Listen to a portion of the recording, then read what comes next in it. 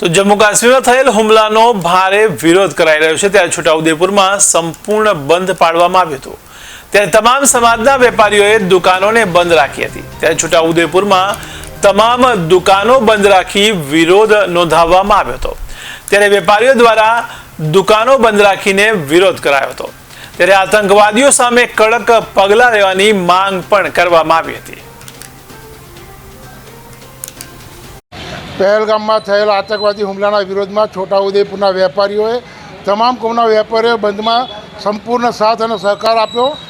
છોટાઉદેપુરના વેપારીઓની નમ્ર વિનંતી સરકારને છે કે આતંકવાદના જે આ પગલાં લેવાયા છે એ લોકોને જડોમાંથી નાબૂદ કરી આતંકવાદનો ટોટલ ખાત્મો કરવો એના માટે ગુજરાત નહીં આખા ભારતના 142 કરોડ પબ્લિક ભારત સરકારની સાથે ખડે પગ અને ખભાથી ખભા મિલાવી તૈયાર છે।